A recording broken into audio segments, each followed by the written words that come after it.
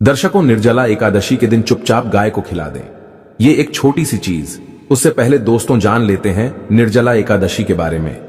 हर महीने एकादशी का पर्व आता है, लेकिन ज्येष्ठ महीने में आने वाली निर्जला एकादशी सबसे ज्यादा महत्वपूर्ण होती है। आइए जानते हैं साल 2024 में निर्जला एकादशी कब है। दोस्तों, निर्जला एकादशी तिथि भगवान विष्णु को समर्पित है। माना जाता है इस दिन भगवान विष्णु का व्रत करने से और उनकी पूजा करने से सभी पापों का नाश हो जाता है और मोक्ष की प्राप्ति होती है। जेठ का महीना 24 मई 2024 से शुरू हो गया है। ज्येष्ठ माह के कृष्ण पक्ष की निर्जला एकादशी और शुक्ल पक्ष की निर्जला एकादशी दोनों ही बहुत महत्वपूर्ण मानी जाती है।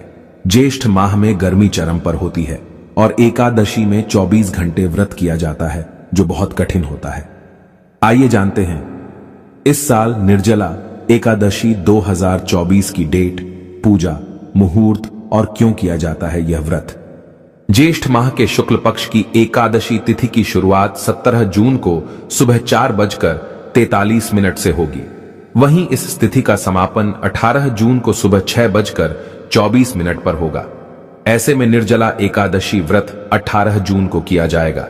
इस निर्जला एकादशी का क्या महत्व होता है? दोस्तों, अपार शब्द का अर्थ होता है असीमित, यानी कि निर्जला एकादशी का व्रत करने वालों को असीमित सुख और धन की प्राप्ति होती है। इसी कारण इसे एकादशी कहा जाता है। इतना ही नहीं, दर्शी को असीमित लाभ देने वाली एकादशी भी कहा जाता है। निर्जला एकादशी समस्त पापों से मुक्ति दिलाने वाली एकादशी में से एक मानी जाती है। ऐसी मान्यता है कि इस व्रत को करने से पापों का अंत होता है। इतना ही नहीं, व्यक्ति को कई तरह के रोग, दोष और आर्थिक समस्याओं से भी छुटकारा मिलता है और अक्षय पुण्य की प्राप्ति होती है। पांडवों ने श्री कृष्ण के मार्गदर्शन में इस व्रत को करके महाभारत युद्ध में विजय प्राप्त की थी। दोस्तों, निर्जला एकादशी के दिन स्वर्ग का दरवाजा खुल जाता है। इसलिए इस दिन किया गया दान पुण्य अन्य दिनों में किए गए दान पुण्य से अधिक फलदायी होता है। वास्तव में 18 जून निर्जला एकादशी के दिन अगर आप ये उपाय कर लेते हो तो यकीनन आप पर मां लक्ष्मी की कृपा होगी और आप धनवान बन जाओगे। आप धनवान न बने तो मुझे बताना दोस्तों।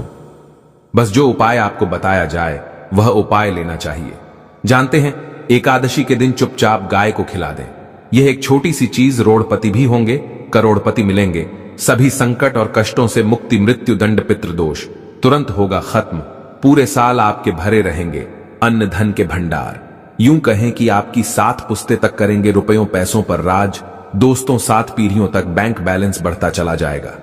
सभी भी दुख, दर्द, संकट, कष्ट है वह दूर हो और सभी सुख आपके कदमों में आ जाएंगे।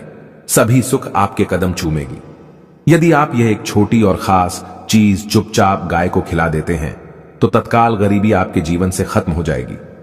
यूं कहें, व्यक्ति रंग से राजा बन जाता है और 33 कोटि देवी देवताओं को धारण करने वाली गौमाता की भी कृपा व्यक्ति पर आजीवन बरसती है। व्यक्ति के घर में कभी भी अन्न, धन, वस्त्र की कमी नहीं होती है। धन के भंडार व्यक्ति के घर में भरे रहते हैं। व्यक्ति के जीवन से काल गरीबी खत्म हो जाती है। तो दोस्तों, कौन कौन से वे गाय से जुड़े खास और महत्वपूर्ण उपाय है जिन्हें यदि आप एकादशी के दिन कर लेते हैं तो दोस्तों यकीन मानिए आपके घर में अन्न धन के भंडार सदैव भरे रहेंगे। जो भी जीवन के दुख, दर्द, संकट ग्रस्त है वह सभी दूर हो जाएं। इस वीडियो में हम आपको उसी खास और महत्वपूर्ण चीज के बारे में बताएंगे, क्योंकि आपको एकादशी के दिन गाय को जरूर खिलानी है। तो दोस्तों, फायदे के लिए पूरा वीडियो देखना। यदि आज की इस वीडियो को अपने बीच बीच में से देखा, काट काट कर देखा, तो यकीन मानिए जीवन में आपको कभी सफलता हासिल भी नहीं होगी, क्योंकि इस वीडियो में आपको कुछ ऐसे उपाय गाय से जुड़े बताने वाले हैं जिन्हें करने से आपके जीवन के जो भी दुख, दर्द, संकट है या कामयाबी होने में कोई बाधाएं आ रही, सभी से छुटकारा मिलने वाला है। यूं कहे कि आपके जीवन में अपार धन, सुख, संपत्ति की प्राप्ति हो जाएगी। कभी भी धन से संबंधित परेशानी नहीं रहेगी। आर्थिक स्थिति आपकी प्रबल हो जाएगी। धन प्राप्ति के योग्य बन जाएंगे और जीवन में सदैव अनंत धन के भंडार आपके घर में भरे रहेंगे। अनंत धन, वस्त्र, कभी कमी नहीं होगी आपके घर में। तो दोस्तों, आज का वीडियो पूरा देखकर जाना। यदि आप चाहते हैं आप और आपके परिवार पर सदैव गौ माता की कृपा से, आपके पितरों की कृपा से, देवी देवताओं की कृपा से, तो दोस्तों वीडियो को देखकर जाना। बहुत ही फायदेमंद वीडियो है। पूरे 50 सालों के बाद ऐसे दुर्लभ संयोग है तो पूरा वीडियो देखकर जाना। यदि आप लाभ हासिल करना चाहते हैं और 7 पीढ़ियों तक कभी कोई किसी तरह की कमी न हो, यह फल चाहते हैं तो वीडियो को पूरा देखकर जाना। बहुत ही लाभप्रद वीडियो है। दोस्तों, गाय की सेवा करने से, गाय को रोटी खिलाने से क्या फल मिलता है? गाय के किस अंग को स्पर्श करने से रोग नष्ट होते हैं? गाय को नमस्कार करने से क्या फल मिलता है? इसके मनुष्य को कितने फायदे मिलते हैं? आज इस प्राचीन महान कथा के माध्यम से हम आपको बताते हैं। तो चलिए बिना देरी किए आपको सुनाते हैं गौ माता की यह महान कथा। दोस्तों, एक बार देवर्षि नारद भगवान श्री कृष्ण से मिलने के लिए द्वारका नगरी में पधारते हैं। भगवान श्री कृष्ण के पास आकर नारद जी उन्हें प्रणाम करते हैं। देवर्षि नारद को देखकर भगवान श्री कृष्ण प्रसन्न हो जाते हैं और पूछने लगते हैं, हे देवर्षि, आपका द्वारका में स्वागत है। आज किस प्रयोजन से द्वारका में आने का आपने निर्णय लिया? देवर्षि नारद हर्ष के साथ कहने लगते हैं, हे प्रभु, आप तो सब कुछ जानते हैं, फिर भी इस दास से पूछ रहे हैं। भला आपसे कोई बात छिपी हुई है? मेरे मन में क्या प्रश्न है, आपको भली भांति पता है। भगवान श्री कृष्ण कहते हैं, हे देवर्षि, मैं आपकी द्विधा को जानता हूं और यह भी जानता हूं कि आप समस्त मनुष्य जाति के कल्याण के लिए ही आज यहां पर पधारे हैं। आप निसंकोच होकर पूछें, आपके मन में जो भी प्रश्न हो। फिर देवर्षि कहने लगते हैं, हे प्रभु, यदि आप चाहते हैं तो मैं आपसे एक प्रश्न पूछने की चेष्टा करता हूं। प्रभु, मैं आज पृथ्वी लोक का भ्रमण कर रहा था तो मैंने बड़ा ही विचित्र दृश्य देखा। मैंने देखा कि कुछ दुष्ट मनुष्य गायों को मार रहे थे, वहीं दूसरी ओर कुछ मनुष्य गायों की पूजा भी कर रहे थे। तो प्रभु, यह दृश्य देखकर मुझे बड़ी व्यथा हुई। मनुष्य खुद के स्वार्थ के लिए निष्पाप पशुओं पर अत्याचार क्यों करता है? हे प्रभु, मेरे मन में यह जानने की जिज्ञासा हो रही है कि जो मनुष्य गाय की सेवा करता है, उसकी पूजा करता है, उसे क्या फल मिलता है, और जो पापी गायों पर अत्याचार करता है उन्हें कौन सा दंड मिलता है? इस प्रकार से नारद जी द्वारा पूछे जाने पर भगवान श्री कृष्ण मुस्कुराते हुए कहने लगते हैं, हे देवर्षि, आपने बहुत ही उत्तम प्रश्न किया है। जो गायों को कष्ट देता है उसे तो उसके पाप कर्मों के लिए नरक में दंड अवश्य मिलता है, किंतु जो गायों की सेवा करता है उन्हें उत्तम लोकों की प्राप्ति होती है। गायों की सेवा करने से पृथ्वी लोक पर और परलोक में मनुष्य को कौन सा फल मिलता है, मैं आपको इस कथा के माध्यम से समझाता हूं। हे देवर्षि, आप इस कथा को ध्यान से पूरा जरूर सुने। इस कथा को जो भी मनुष्य सुनता है और इसका प्रचार करता है, उसके समस्त पाप नष्ट हो जाते हैं, उसे धन धान्य की प्राप्ति होती है और मृत्यु के बाद वह मेरे धाम गोलोक में जाता है। देवर्षि कहने लगते हैं, हे प्रभु, यह मेरे सौभाग्य है कि आपके मुख से मुझे यह कथा सुनने को मिल रही है। मैं इस कथा को ध्यान से पूरा सुनूंगा और इसका प्रचार मनुष्यों में करूंगा। भगवान श्री कृष्ण कहते हैं, हे देवर्षि, प्राचीन काल की बात है।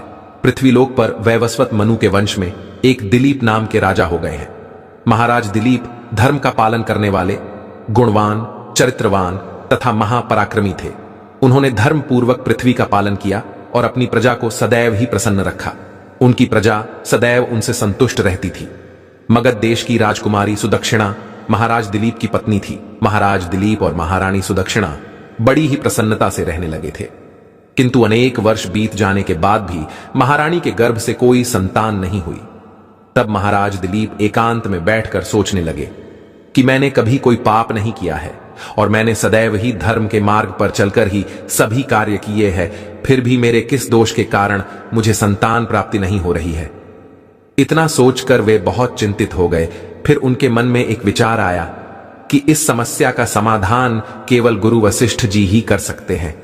वे ही मुझे मेरे दोष के बारे में बताएंगे और पुत्र प्राप्ति के लिए कोई उपाय बताएंगे। इतना सोचकर महाराज दिलीप अपनी पत्नी के साथ गुरु वशिष्ठ जी के आश्रम पर पहुंच गए। आश्रम पर वशिष्ठ जी नित्य कर्म, ध्यान आदि कार्य समाप्त करके अपनी पत्नी अरुंधति के साथ बैठे हुए थे। उसी समय महाराज दिलीप रानी के साथ उनके पास जाते हैं और उनका दर्शन करते हैं। वशिष्ठ जी ने महाराज दिलीप का स्वागत किया और उनकी पत्नी अरुंधति ने महारानी का स्वागत किया और उनका कुशल मंगल पूछते हुए उन्हें आशीर्वाद दिया। वशिष्ठ जी महाराज दिलीप से कहने लगे, हे राजन, सब कुशल मंगल तो है ना? आप और महारानी का आज अचानक वन में मेरी कुटियाओं में पधारने का क्या प्रयोजन है? किस कारण से एक महान सम्राट को अपना राजपाट छोड़कर इस वन में आना पड़ा? इक्ष्वाकु कुल के सभी राजा महाराज पुत्र उत्पन्न करके उन्हें अपना राज्य सौंपकर तपस्या करने के लिए वन में आते हैं, किंतु आप अभी भी जवान हैं। आपने अभी अभी राज्य का कार्यभार संभाला है। आपने अभी तक पुत्र भी उत्पन्न नहीं किया है, फिर आप ऐसे अपना राजपाट छोड़कर वन में क्यों चले आ गए? ये आप जैसे महान सम्राट को शोभा नहीं देता है। फिर महाराज दिलीप कहते हैं, हे महर्षि, मैं आपके यहां पर तपस्या करने के लिए नहीं आया हूं। गुरुदेव, मैं आपके पास सहायता मांगने के उद्देश्य से आया हूं। कृपया आप मेरी सहायता कीजिए, मैं बहुत दुख में हूं।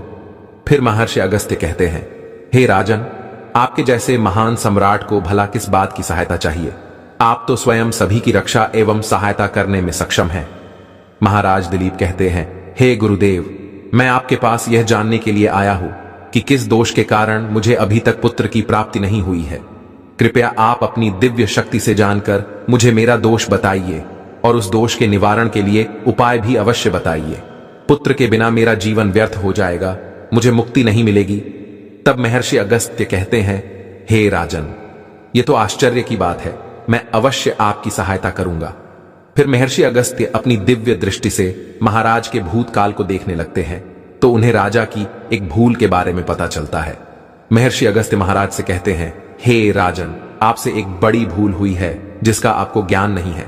जब आप इंद्रलोक में देवराज से मिलकर लौट रहे थे, तभी मार्ग में एक कल्प वृक्ष के नीचे खड़ी गाय और उसके बछड़े को आपने दुर्लक्ष्य कर दिया था। वह गाय और उसका बछड़ा अत्यंत भूखे और कष्ट में थे। आपने उस कामधेनु गाय को ना भोजन कराया और ना ही उसे नमस्कार किया। उस गाय ने आपसे सहायता भी मांगी, किंतु आप अपनी प्रसन्नता में खोए हुए थे और आपको उस गाय की पुकार भी सुनाई नहीं दी। आपकी कृतज्ञता को देखकर वह गाय अत्यंत दुखी हुई और उसने आपको श्राप दे दिया है। हे राजन, जो मनुष्य गाय को कष्ट में देखकर उसकी सहायता नहीं करता, भूखी गौ माता को भोजन नहीं कराता, उसे तो महापाप लगता है और उसी गाय के श्राप के कारण आपकी कोई संतान नहीं है। इस प्रकार से महर्षि अगस्त्य ने महाराज दिलीप को उनके दोष के बारे में बता दिया, जिसे सुनकर महाराज बहुत दुखी हुए और पश्चाताप करते हुए कहने लगे, हाय, ये मैंने क्या कर दिया? मुझ पर धिक्कार है। मेरी ही मूर्खता के कारण एक गाय को और उसके कोमल बछड़े को इतना दुख सहन करना पड़ा। मुझे तो अब राजा बने रहने का भी अधिकार नहीं है। महाराज महर्षि अगस्त्य से कहते हैं, हे गुरुदेव, मैं अपनी इस भूल को सुधारना चाहता हूं। कृपया आप ही मुझे कोई उपाय बताइए जिससे मैं इस घोर पाप से मुक्ति पा सकूं। मेरा अपराध क्षमा के योग्य नहीं है, किंतु फिर भी मैं प्रायश्चित करना चाहता हूं। फिर महर्षि अगस्त्य कहने लगते हैं, हे राजन, आप दुखी ना हो, इस दोष से मुक्ति का उपाय अवश्य है।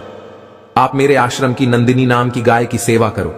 वह उसी कामधेनु गाय की पुत्री है जिसकी आपने सहायता नहीं की थी। अपनी पत्नी के साथ मिलकर तुम उस गाय की सेवा करो, उसकी आराधना करो, वह तुम्हें अवश्य पुत्र प्रदान करेगी। तभी वह नंदिनी गाय बाहर से उस आश्रम में प्रवेश करती है। उस गाय को आता देखकर महर्षि अगस्त्य बोले, हे राजन, देखिए, केवल स्मरण करने मात्र से ही कल्याण करने वाली यह नंदिनी गाय स्वयं चलकर आई है। आप भाग्यशाली हैं, यह गाय निश्चित ही आपके दुख दूर करेगी। आप वन में इस नंदिनी गाय के पीछे पीछे चलकर इसकी सेवा करो, जंगल में रहने वाले हिंस्र पशुओं से इसकी रक्षा करो और आश्रम में लौट आने पर रानी सुदक्षिणा इस गाय की सेवा करे। इससे प्रसन्न होकर यह गाय तुम्हें निश्चित ही पुत्र प्रदान करेगी। फिर महाराज दिलीप ने ऐसा ही करने का वचन दिया और फिर दूसरे दिन सुबह महारानी ने गाय की पूजा की और महाराज उस गाय को चराने के लिए वन में लेकर गए। जब वह गाय चलने लगती तो महाराज उसके पीछे पीछे चलते, इधर उधर से हरी हरी घास लाकर उस गाय को खिलाने लगते। जब वह गाय किसी वृक्ष के नीचे बैठती तो महाराज भी उसके साथ बैठकर विश्राम करते। महाराज उस गाय के शरीर से डांस और मच्छरों को हटाते और अपने हाथों से उसके मस्तक को सहलाते। इस प्रकार से महाराज उस गाय की सेवा में लगे रहे।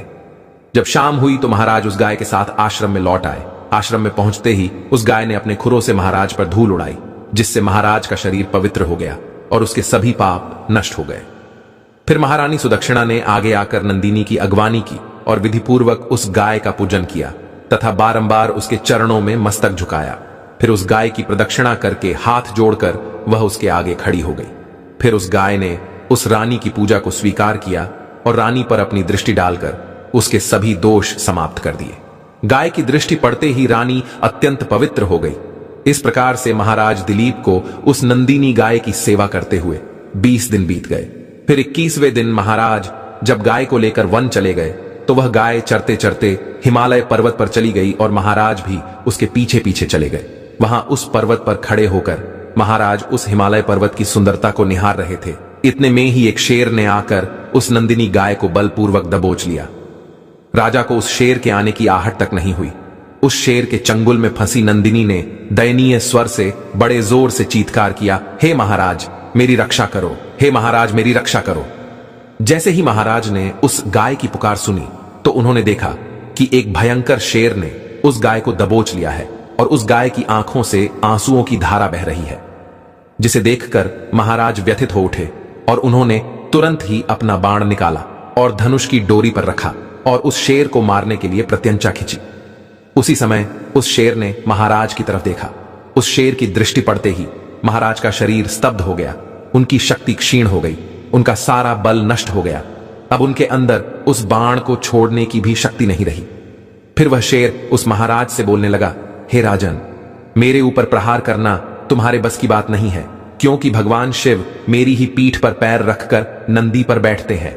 इसीलिए तुम मुझे मारने की चेष्टा मत करो और यहां से लौट जाओ। विधाता ने इस गाय को आज मेरा ग्रास नियुक्त किया है, इसीलिए तुम इसमें दखल मत दो। मैं जानता हूं तुम सूर्य वंश में जन्मे हुए राजा दिलीप हो। इस हिमालय पर्वत पर भगवान शिव की बड़ी माया फैली हुई है, इसीलिए तुम तुरंत ही यहां से निकल जाओ। फिर महाराज बोलने लगे, हे मृगराज, कृपया आप इस गाय को ना मारे। यह महर्षि वशिष्ठ जी की संपूर्ण मनोरथों को पूर्ण करने वाली नंदिनी गाय है। इसकी हत्या करने पर तुम्हें महापाप लगेगा। गुरुदेव ने मुझे इस गाय की रक्षा और सेवा करने का आदेश दिया है। इस गाय का एक बछड़ा भी है जो घर पर इसकी राह देख रहा है। मैं इस गाय को मरने के लिए छोड़कर नहीं जा सकता। तुम भगवान शिव के सेवक हो, इसीलिए तुम्हारे हाथ से इस गाय को छुड़ाना मेरे लिए असंभव है। इसीलिए हे मृगराज, मेरी आपसे विनती है कि आप इस गाय को जीवनदान दो। इस गाय के बदले में मैं तुम्हें अपना शरीर समर्पित करता हूं, जिससे तुम्हारी भूख भी शांत हो जाएगी और इस गाय की रक्षा भी हो जाएगी और मेरे वचन का पालन भी हो जाएगा। साथ ही गौ रक्षा के लिए प्राण त्यागने से मुझे उत्तम गति की प्राप्ति होगी। इतना कहकर महाराज उस शेर के सामने हाथ जोड़कर बैठ गए और आंखें बंद की। फिर अचानक से उस राजा के कानों में स्वर पड़े, बेटा उठो, मैं तुम्हारी सेवा से अत्यंत प्रसन्न हूं। यह सुनकर महाराज उठ खड़े हुए और उन्होंने अपने सामने उस गाय को देखा और वह शेर कहीं दिखाई नहीं दे रहा था। तब वह नंदिनी गाय राजा दिलीप से कहने लगी, हे राजन, मैंने ही अपनी माया से शेर का रूप धारण करके तुम्हारी परीक्षा ली है। यमराज भी मुझे पकड़ने का विचार नहीं कर सकते। मेरी रक्षा के लिए तुम अपने प्राण देने के लिए तैयार थे, इसीलिए मैं तुम पर बहुत प्रसन्न हूं। अब तुम मुझे वरदान मांगो, जो तुम्हारी मनोकामना है वह कहो, मैं अवश्य पूर्ण करूंगी। महाराज दिलीप कहते हैं, हे गौ माता, मेरे मन में जो इच्छा है आप वह अवश्य जानती होंगी। कृपया मुझे पुत्र प्रदान कीजिए, मेरी यही कामना है। फिर उस नंदिनी गाय ने कहा, हे बेटा, तुम पत्ते के द्रोण में मेरा दूध लेकर उसका पान करो, इससे तुम्हें अत्यंत बुद्धिमान और गुणवान पुत्र की प्राप्ति होगी। महाराज दिलीप कहने लगे, हे माता, इस समय पर मैं आपके मधुर वचन सुनकर ही तृप्त हो चुका हूं। अब आप मेरे साथ आश्रम पर चलिए और मैं आपकी पूजा आराधना करके तथा मेरे अनुष्ठान को पूरा करके आपके अमृत समान दूध का पान करता हूं। उसके बाद महाराज दिलीप उस गाय को लेकर आश्रम चले गए। आश्रम में पहुंचने पर महारानी सुदक्षिणा ने आगे आकर उस गाय का पूजन किया। तब उस गाय ने कहा, हे महारानी, आप मेरी पीठ को स्पर्श करें, इससे आपको अत्यंत गुणवान, बलवान और विद्वान पुत्र की प्राप्ति होगी। फिर महारानी ने गाय की पीठ को स्पर्श किया। महाराज और महारानी ने उस गाय की विधिवत पूजा आराधना की और उनके अमृत के समान दूध को प्रसाद समझकर ग्रहण किया। उन दोनों की प्रसन्नता देखकर महर्षि वशिष्ठ कहने लगे, हे राजन, अब यह गाय तुम दोनों पर प्रसन्न है, तुम्हारी मनोकामना अवश्य पूर्ण होगी। जो भी मनुष्य गाय की सेवा करता है, उसे भोजन कराता है, उसकी प्रदक्षिणा करता है, उसके सभी मनोरथ सफल होते हैं। जो भी गाय की रक्षा करता है, उसकी कभी दुर्गति नहीं होती है। मृत्यु के बाद वह गोलोक में जाता है और भगवान श्री कृष्ण के साक्षात दर्शन करने का सौभाग्य उसे प्राप्त होता है। जो श्रद्धा पूर्वक गाय का दूध पीता है, वह सभी रोगों से दूर रहता है। जो गाय की पीठ पर जो कुबड़ होता है, उसे स्पर्श कर लेता है, उसके सभी दोष और पाप नष्ट हो जाते हैं। जो गाय का दान करता है, वह वैतरणी नदी को गाय की पूंछ पकड़कर पार कर लेता है। जो स्त्री रोज गाय को रोटी खिलाती है, वह सौभाग्यशाली बन जाती है। गाय समस्त पापों का नाश करने वाली और सभी मनोरथों को पूर्ण करने वाली है। अतः सदैव इसका रक्षण, पूजन तथा इसे भोजन कराना चाहिए। इतना करने से ही मनुष्य सभी ऐश्वर्यों को प्राप्त कर लेता है। उसकी दरिद्रता समाप्त हो जाती है। फिर भगवान श्री कृष्ण कहते हैं, हे देवर्षि, इस प्रकार से महाराज दिलीप द्वारा गाय की सेवा करने से उन्हें एक पुत्र की प्राप्ति हुई, जिसका नाम रघु रखा गया, जिसके नाम से इस पृथ्वी पर सूर्य वंश की ख्याति हुई और बाद में उसका वंश रघुवंश नाम से प्रसिद्ध हुआ। तो दोस्तों, आप भी नित्य गाय की सेवा करें, रोज गाय को रोटी खिलाएं, गाय की रक्षा करें। आपको यह कथा कैसी लगी कमेंट करके जरूर। पूरा वीडियो देखना बहुत ही महत्वपूर्ण वीडियो है, आपके लिए लाभकारी वीडियो है क्या दोस्तों।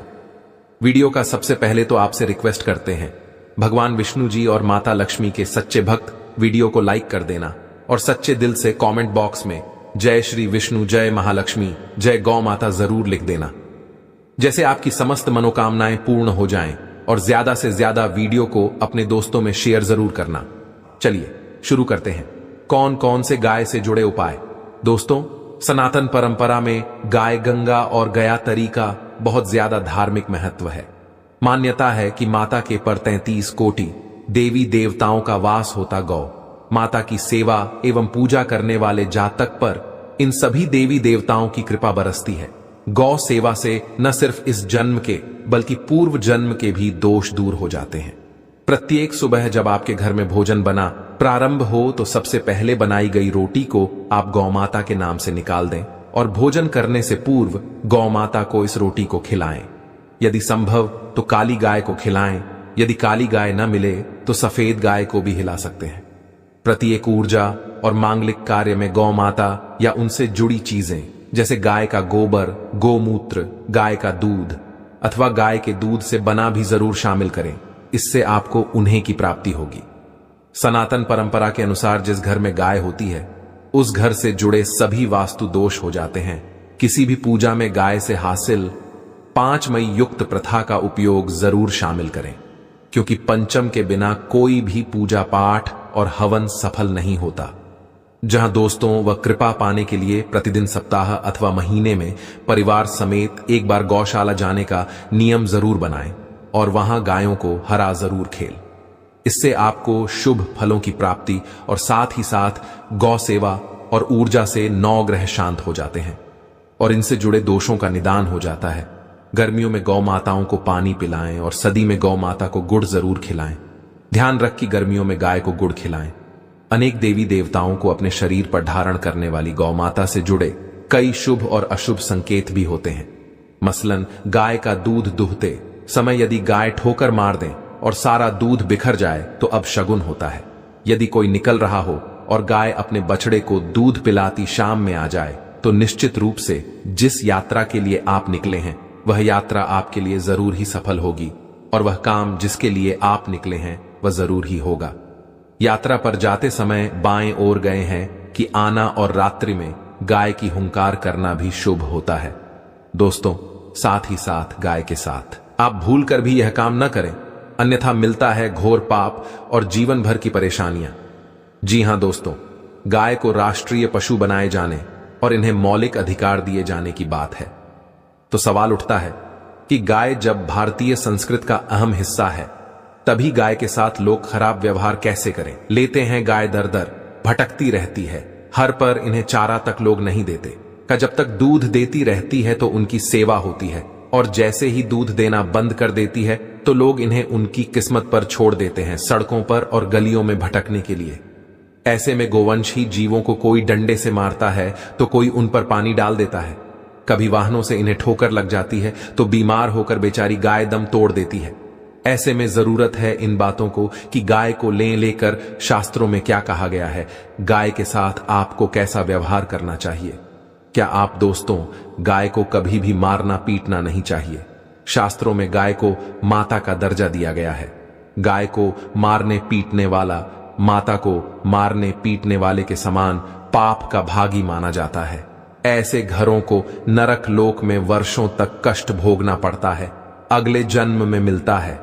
तथा है कि गौतम मुनि ने गलती से गाय को डंडा मार दिया जिससे गाय की मृत्यु हो गई थी और इस पाप से मुक्ति के लिए इन्हें वर्षों तक तपस्या करनी पड़ी। भगवान श्री कृष्णा जी ने स्वरूप में आए वृत्तासुर का वध कर दिया था, जिससे मुट्ठी के यह भगवान श्री कृष्णा को संपूर्ण तीर्थों को एक झुंड में बुलाना पड़ा और इस कुंड में स्नान से वह मुक्त हो गए थे। साथ ही साथ जो लोग पानी पी रहे को भगाते हैं वे घोर पाप के भागी बनकर न भोगते हैं, ऐसा पुराणों में बताया गया है। जबकि जो लोग गाय के लिए या और चारागृह बनवाते हैं वह मां होते हैं। ऐसे लोग घोर पाप से मुक्त होकर स्वर्ग पाए जाते हैं और बड़े ही धनवान कुंड में जन्म लेकर सुख भोगते हैं, और साथ ही साथ आराम कर रही गाय को कष्ट देकर कभी भी उठाना नहीं चाहिए। कहते हैं कि जिस स्थान पर गाय बैठी है वहां से नकारात्मक ऊर्जा समाप्त हो जाती है।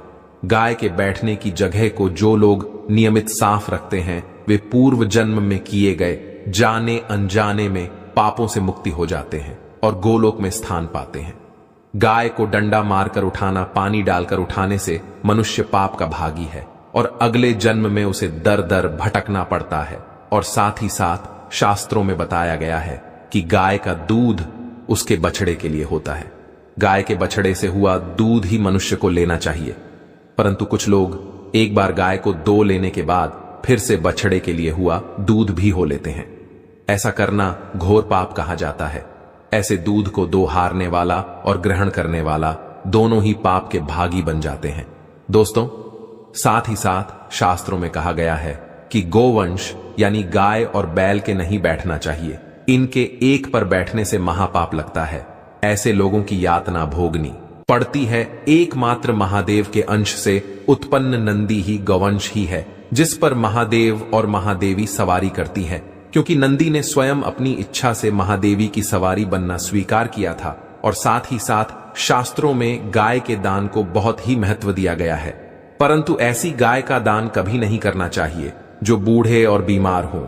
कठोपनिषद में नचिकेता की कथा भी इस गर्भ में है कि जिस नचिकेता ने पिता द्वारा बूढ़ी गाय को दान करने पर आपत्ति जताई थी, दूध देने वाली और बछड़े सहित जो लोग गाय का दान करते हैं महान पुण्य को हासिल करके स्वर्ग में स्थान पाते हैं। दोस्तों, साथ ही साथ सूर्य चंद्र मंगल शुक्र की युति राहों से हो तो पितृ दोष होता है। यह भी मान है कि सूर्य का संबंध पिता से एवं मंगल का संबंध रक्त से होने के कारण सूर्य यदि शनि राहु या केतु के साथ स्थित हो या दृष्टि संबंधी हो तथा मंगल की युति राहु या केतु से हो तो पितृ दोष होता है। इस दोष से जीवन संघर्षमय बन जाता है। यदि पितृ दोष हो तो गाय को प्रतिदिन या किसी भी एकादशी, कोई किसी पूर्णिमा के दिन या अमावस्या को रोटी गुड़ चारा आदि खिलाने से पितृदोष समाप्त हो जाता है। साथ ही साथ देसी गाय की पीठ पर जो खुद को बड़ा होता है वह बृहस्पति गुरु है।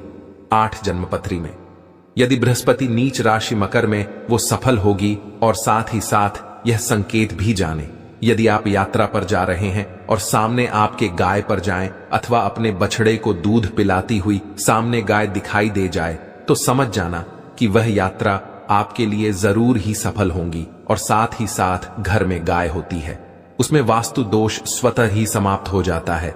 और साथ ही साथ आपको बता दें कि गाय को आप जो भी रोटी बनाएं प्रतिदिन ताजी रोटी ही बनाएगा। को अगर आपने रोटी बनाई है तो कोशिश करें कि उस रोटी को आप तुरंत ही गाय को दे दें। अगर आप उस रोटी को रख देंगे और उस रोटी को अगले रोटी मानी जाएगी। गाय को कभी भी बासी रोटी न दें, इससे घर में नकारात्मक ऊर्जा वास करती है और जो भी कार्य आपके बनने वाले होंगे वह कार्य भी आपके बिल्कुल भी नहीं बनेगी। इससे आपके घर में हमेशा दरिद्रता आवास रहेगा और आप जिस भी कार्य को करेंगे उस कार्य में आपको हमेशा असफलता ही हाथ लगेगी। इसलिए को कोशिश करें गाय को रोजाना ताजी रोटी बनाकर खिलाएं और रोटी को बिल्कुल न रखें। बासी रोटी गाय को न दें और साथ ही साथ सदी की गाय को नहीं खिलानी चाहिए कि घर में कोई फल है, कोई सब्जी है। सर जाए तो लोग क्या करते हैं, गाय को खिला देते हैं। नहीं, ऐसा नहीं करना चाहिए। ऐसा करने से यदि आप गाय को खिलाते हैं तो और पाप के भागी बन जाते हैं। आप बिल्कुल भी सड़ी गली चीजें गाय को ना खिलाएं और 7 आटे की लोइयां बनाकर उनके ऊपर हल्दी लगाएं। इसके बाद आप उन 11 दोषियों को एक एक करके को खिलाएं। प्रत्येक लोई को खिलाते समय गाय के सींग हो पर हाथ फेरें, पीठ पर हाथ फेरा, मस्तक पर हाथ फेरा। माता कहा कि आप चरण के स्पर्श करें। जहां दोस्तों ऐसा करने से आपके समस्त कार्य बनने लगेंगे। जो दुख का समय चल रहा है वह भी समाप्त होगा। आपके जीवन में खुशियां ही खुशियां होंगी। और एक बार आप 7 बार गाय की परिक्रमा भी कर लें तो आपके समस्त कार्य पूर्ण होंगे। साथ ही साथ आप गाय को जब भी रोटी दे, रोटी पर या तो आप थोड़ी हल्दी लगा लें या थोड़ा गुड़ रख लें, तब गाय को खिलाइए। आशा है आज की प्रस्तुति आपको समझ आ गई होगी। पर वीडियो अच्छा लगा हो तो चैनल को सब्सक्राइब करके वीडियो को लाइक कर दीजिए। धन्यवाद।